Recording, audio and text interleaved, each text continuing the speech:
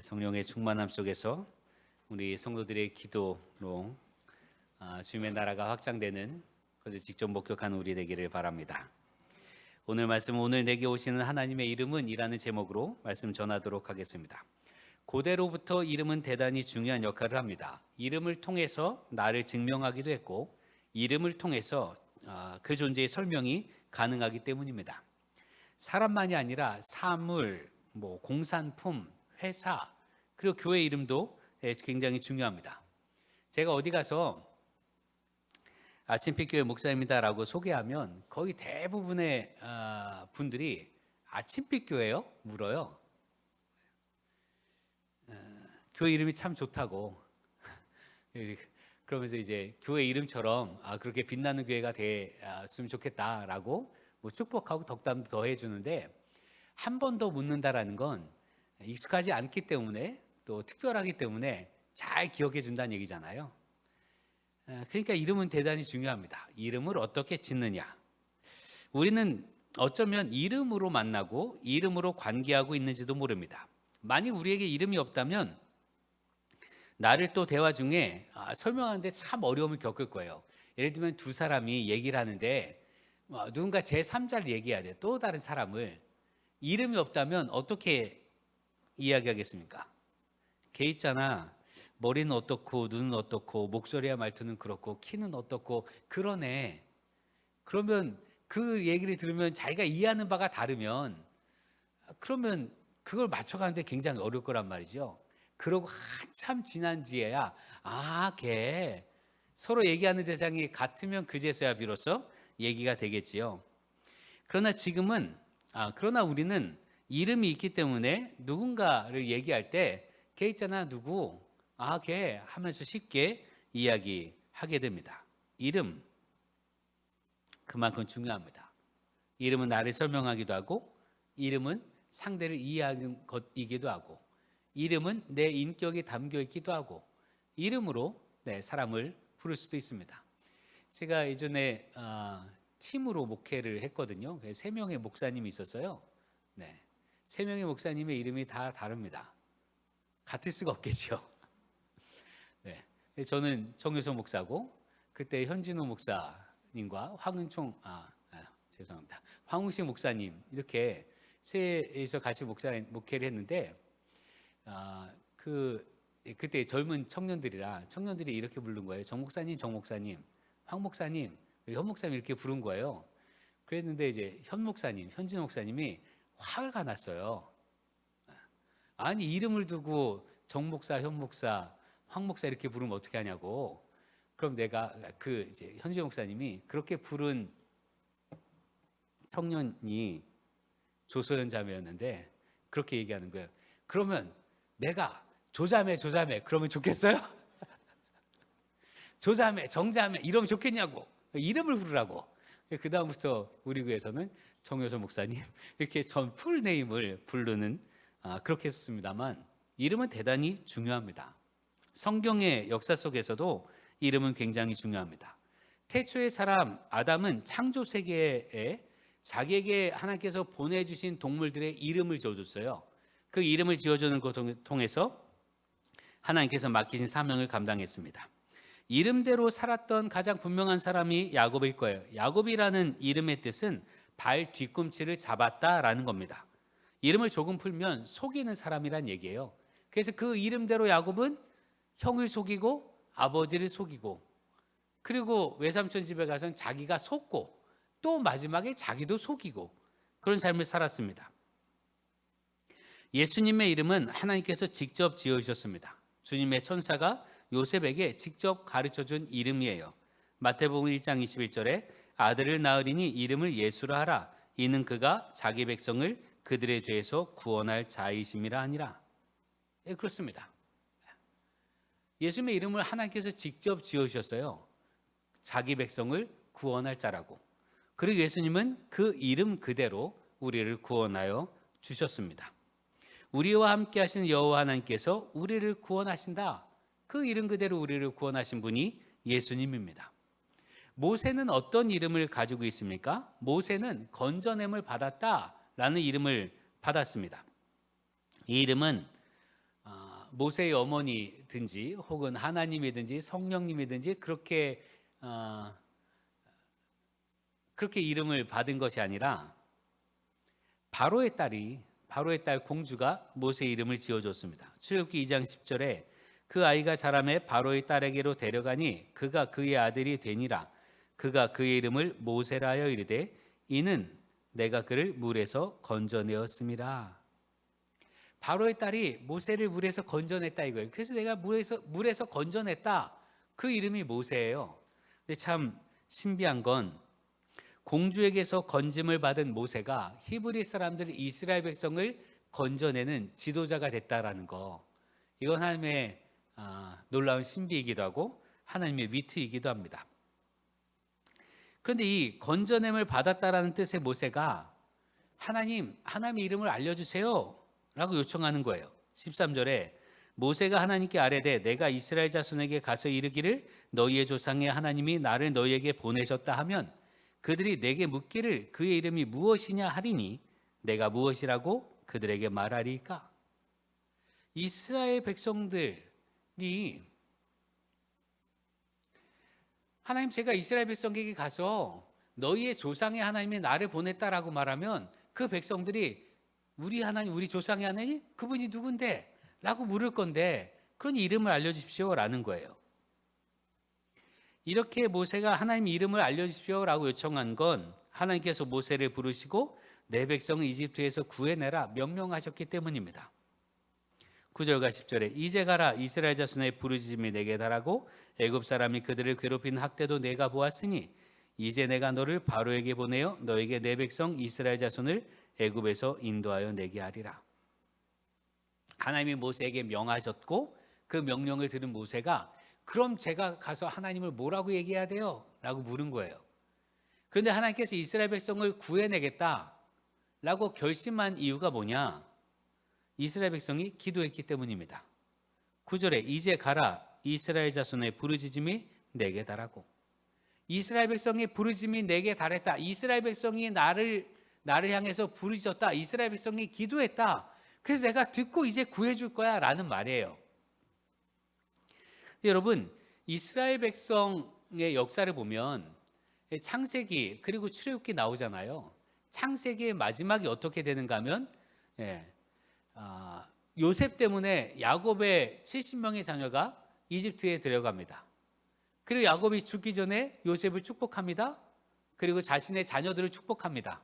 그러고 나서 야곱이 죽을 것 같으니까 형제들이 와서 내 아버지 야곱이 죽기 전에 요셉 너가 우리를 봐줬는데 아버지가 돌아가시고 나면 우리 이제 안 봐줄 거잖아. 그래서 어떻게 우리 좀 살려줘 라고 요청을 해요. 그 요셉이 아니 다시는 그러지 않을 겁니다. 오히려 내가 당신들과 당신들의 자녀들을 잘 돌보겠습니다 하고 약속을 해요. 그러고 나서 창세기가 끝이 납니다. 그러고 나서 출애굽기가 시작되는데 출애굽기의 시작은 요셉을 알지 못하는 파라오가 등장을 해요. 요셉을 알지 못하는 파라오가 등장을 하는데 요셉을 알지 못한다라는 건 많은 세대가 지났다는 거예요.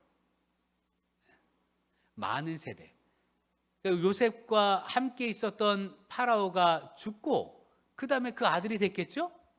그럼 그 아들은 요셉은 알 거 아니에요. 아버지에게 들었으니까 같이 봤으니까. 그럼 그가 죽고 또 다른 아들이 있다면 손자가 되겠죠? 손자가 파라오가 됐어도 요셉은 알았을 거예요. 얘기를 들었으니까. 근데 이렇게 몇 세대를 지나고 나면 요셉을 알지 못한다는 말이에요. 그러니 그 사이의 기간이 400여 년이 지나게 됩니다. 성경은 출애굽기에서 이스라엘 백성이 400여 년간 이집트에서 노예처럼 살았다라고 기록하고 있어요. 고통을 당했다라는 거지요.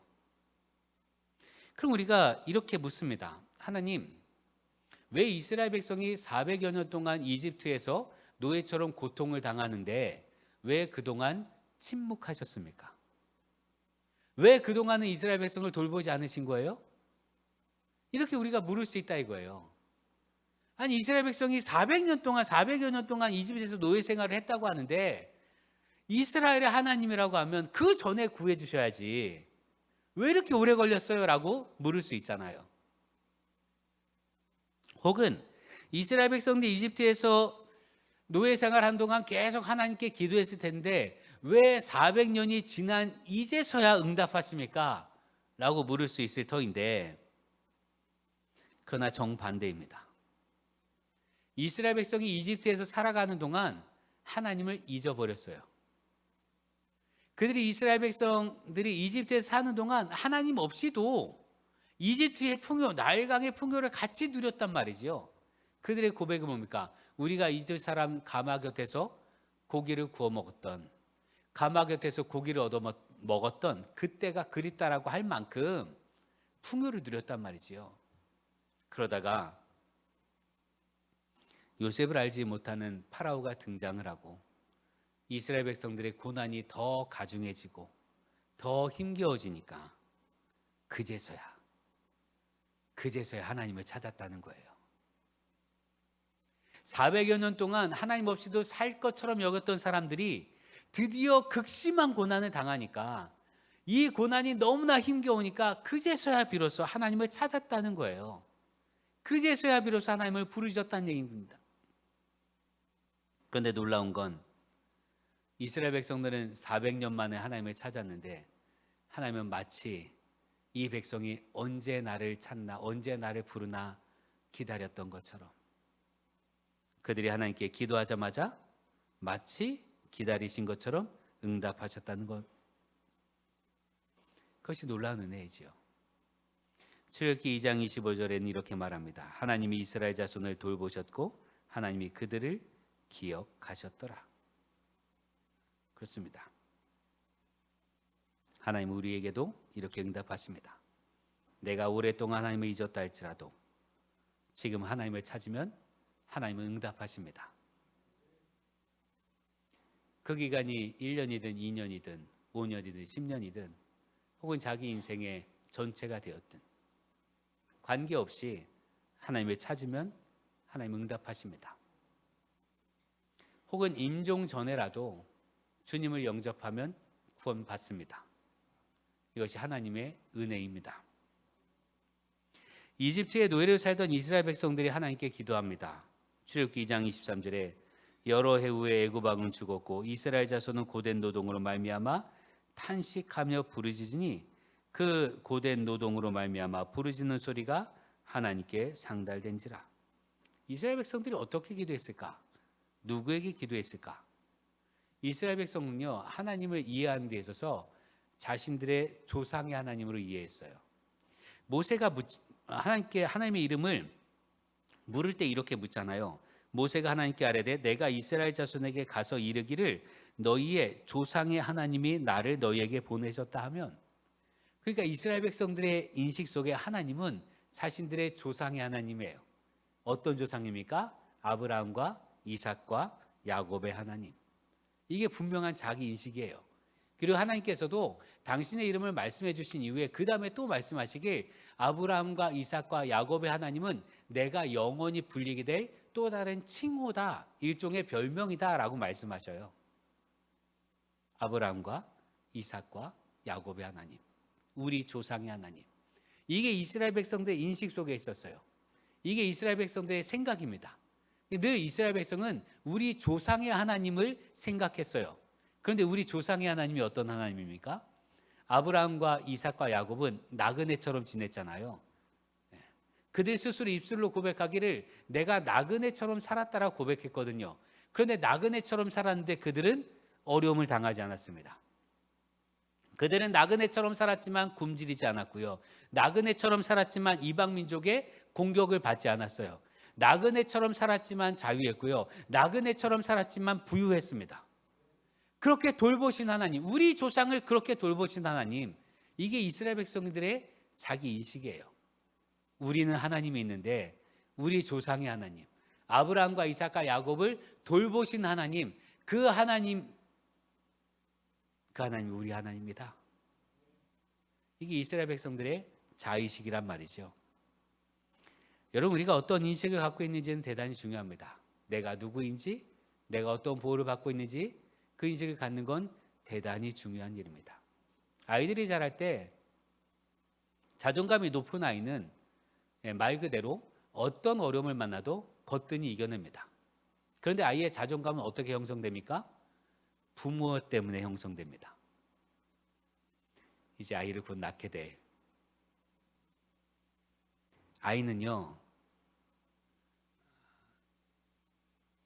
자기가 어떤 존재인지 몰라요. 태어나서 돌 1년, 2년, 3년, 그 아이가 만 5세쯤이 될 때야 비로소 자기 자신을 이해하게 되는데, 그 전까지 아이가 자기를 이해하는 방법은 부모가 나를 얘기해 주는 걸로 이해해요. 그러니까 부모가 넌 참 똑똑하다 하면 자기 똑똑한 줄 압니다. 그래서 제가 똑똑한 줄 아는 거예요. 어머니에게 하도 그 얘기를 들어가지고. 부모가 너는 참 괜찮은 애야, 넌 참 능력이 많은 애야, 넌 참 마음이 넓은 애야, 넌 참 지혜로운 애야, 이런 말을 들으면 자기가 그런 줄 알아요. 그게 자의식이 돼요. 그래서 자존감이 높아집니다. 그래서 그 다음에 어떤 문제를 만나도 그 문제에 흔들리지 않아요. 그런데 만약 부모나 혹은 할머니나 할아버지나 혹은 주변에 있는 삼촌, 이모, 특히 삼촌, 이모를 조심하세요. 삼촌은 애들 놀려먹는데 정말 대단한 재능을 갖고 있으니까. 삼촌이 꼭 하는 말, 에이 못생겼네. 그럼 아이가 자기가 못생긴 줄 알아요. 에이 넌 그것도 못하냐? 그럼 아이는 자기가 그것도 못하는 줄 알아요. 그렇게 잘한단 말이에요. 자의식, 나를 어떻게 이해하느냐가 얼마나 중요한가. 그래서 자존감이 높은 사람들은요, 사랑을 많이 받은 사람이 자존감이 높습니다. 나는 사랑받는 존재인 줄 알기 때문에 그래요. 여러분 스스로 어떻게 이해합니까? 여러분은 하나님의 사랑받고 있음을 믿으시기 바랍니다. 세상을 만드신 하나님, 세상의 주인이신 하나님이 여러분을 사랑하십니다. 그것도 그냥 사랑하는 정도가 아니라 여러분 때문에 하나님께서 당신의 아들까지 내어주셨어요. 그 사랑을 우리가 받고 있어요. 그러니 여러분 어디 가서 늘 당당한 여러분 되길 기도합니다. 여러분 만만한 사람들이 아니에요. 하나님의 사랑을 받고 있단 말이에요. 우리가 어떻게 나를 이해하며 살아가냐는 대단히 중요합니다. 제가 길에서 시각장애인 두 분이 서로 이야기하는 걸 봤어요. 근데 이야기가 재밌어서 횡단보도를 건너야 되는데 건너지 않고 계속 있었거든요. 얘기 듣느라고. 근데 그 두 분이 한참 얘기를 하다가 서로 헤어지는 거예요. 서로 갈 길이 달라서 헤어진대. 시각장애인입니다. 그런데 헤어지면서 헤어질 때, 여러분은 헤어질 때 어떻게 인사해요? 잘 가, 그러고 끝내요? 다신 보지 말자 뭐 이래요? 헤어질 때 인사하잖아요. 다시 보자, 또 보자 하잖아요. 시각장애인 두 분이 서로 헤어지면서 인사를 하는 거예요. 우리 다시 보자? 보긴 뭘 봐요? 그분들은 보이질 않잖아요. 눈으로 보이지 않는데 마음으로 보며 산다는 거예요. 다시 만나자가 아니라 다시 보자라고 인사를 하더라고요. 어떤 마음을 가지며 살아가느냐, 내가 어떤 이치를 가지고 살아가느냐, 우리 삶을 완전히 달라지게 합니다. 앞을 보지 못하지만 앞을 보는 것처럼 살았던 그 짧은 대화를 듣는 가운데 감동을 줬던 그 시각장애인처럼 여러분의 삶에 다른 사람이 보지 못하는 하나님의 나라를 볼 수 있는 여러분 되길 기도합니다. 다른 사람들은 절망과 낙심 속에 있을 때 여러분은 소망 가운데 있게 되기를 주의 이름으로 축원합니다. 이스라엘 백성들이 이집트에서 하나님께 기도했습니다. 아마 이렇게 기도했을 거예요. 우리 조상의 하나님, 아브라함의 하나님, 이삭의 하나님, 야곱의 하나님, 우리 지금 고난당하고 있습니다. 이렇게 기도했을 거란 말이죠. 하나님, 우리의 조상 아브라함과 이삭과 야곱은 그렇게 돌보셨는데 지금 우리는 안 돌보실 겁니까? 아마 이렇게도 울부짖었을 거예요. 하나님, 우리가 듣기에 아브라함과 이삭과 야곱은 어려움을 겪은 일이 없는데 나그네처럼 낯선 땅에서 나그네처럼 살았지만 그들이 어떤 어려움도 겪지 않았는데 우리는 왜 이럽니까? 우리 그냥 내버려 두실 거예요? 아마 이런 식으로 기도했을 거란 말이죠. 오늘 우리에게 어떤 하나님으로 오겠습니까? 오늘에게 어떤 하나님으로 오실 건데요? 아마 모세가 이런 걸로 질문했을 거예요. 하나님, 내가 그들에게 가서 너희 조상의 하나님이 나를 보냈다 하면 그들이 나에게 우리 조상의 하나님은 우리를 돌보셨는데 당신을 보낸 하나님은 어떻게 할 건데요? 이렇게 묻는 것 아니겠는가? 우리 조상의 하나님은 우리 조상들을 돌보셨는데 당신을 보냈다고 하는 그 하나님은 어떤 이름으로 오십니까? 그 하나님은 어떤 방식으로 오십니까? 그 하나님은 우리에게 어떤 형태로 오실 겁니까? 그렇게 모세가 물은 거라 이거죠. 하나님께서 대답하십니다. 14절에 하나님이 모세에게 이르시되 나는 스스로 있는 자이니라. 또 이르시기를 너는 이스라엘 자손에게 이같이 이르기를 스스로 있는 자가 나를 너희에게 보내셨다 하라. 하나님은요, 이스라엘 백성이 부르건 부르지 않건 존재하는 하나님, 이스라엘 백성의 믿음 여부와 관계없이 살아계신 하나님이십니다. 너희가 이제서야 나를 불렀으나 너희가 나를 잊고 지냈던 그 400년간도 나는 있었고 너희의 조상들을 돌볼 때도 내가 있었고 너희가 어떤 믿음을 갖고 있는지 관계없이 나는 스스로 있는 자이다. 이게 하나님의 이름입니다. 하나님은 이스라엘에 종속되지 않습니다. 하나님은 우리에게도 종속되지 않으십니다. 여러분, 하나님은 내가 안 믿어도 하나님은 살아계십니다. 우리가 믿어야만 하나님께서 계시는 것이 아니다라는 거예요. 우리와 관계없이 하나님은 살아계십니다. 그래서 하나님은 우리를 심판하기도 하시고 구원하기도 하십니다. 믿으면 구원을 받지만 안 믿으면 심판을 받습니다. 우리 믿음과 관계없이 존재하시는 하나님이시기 때문에 그렇습니다. 그럼에도 불구하고 우리가 어떠하든지 관계없이 존재하시는 분이신데 그런데 그분이 우리 삶에 개입하시는 거예요. 우리 삶을 관심하시는 거예요. 우리가 기도하면 들으십니다.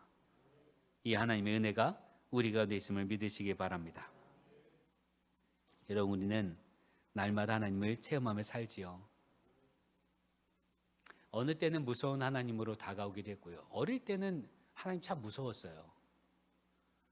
제가 어릴 때 들었던 설교는 맨날 천국과 지옥 얘기를 들어가지고 안 믿으면 지옥 가. 그래서 얼마나 무서워요. 잘못하면 지옥 가. 얼마나 무서워요. 무서운 하나님으로 오기도 했고요. 따사로운 하나님으로 오기도 했고 위로하는 하나님으로 오기도 했고 사랑하시는 하나님으로 오기도 했고 모든 문제를 해결해 주시는 그런 하나님으로 오기도 했지요. 우리 모두가 다 그런 다양한 하나님을 경험해 왔습니다. 그럼 지금 어떤 하나님을 만나기 원하십니까? 여러분의 삶에 지금 하나님은 어떻게 오시길 원하십니까? 여러분이 겪고 있는 그 문제를 해결하는 하나님? 혹은 여러분을 위로하는 하나님? 혹은 능력의 하나님? 혹은 내 잘못을 일깨워주는 심판의 하나님? 여러분, 어떤 하나님으로 오길 원하십니까? 가장 중요하게는 그 하나님이 우리에게 오심을 체험하는 여러분 되길 바랍니다. 어떤 이름으로 오시든 그 하나님을 만날 수 있는 여러분 되기를 기도합니다. 예수님의 이름처럼 우리와 함께 하시며 우리를 구원하시는 하나님이 우리와 함께 하신 하나님, 그 하나님을 오늘 만난 여러분 되길 기도합니다. 400년간 하나님을 잊고 하나님을 찾지 않았던 이스라엘 백성들이 자신들의 고난 앞에서 그제서야 하나님을 찾았는데 마치 하나님은 예전부터 기다리셨던 것처럼 즉각 응답하셨습니다.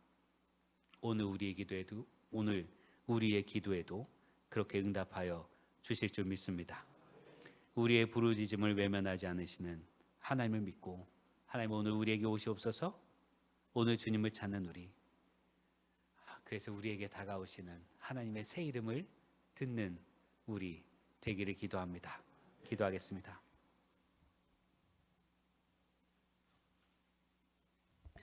구원의 하나님, 오늘 우리에게 새로운 이름으로 다가오시니 감사드립니다.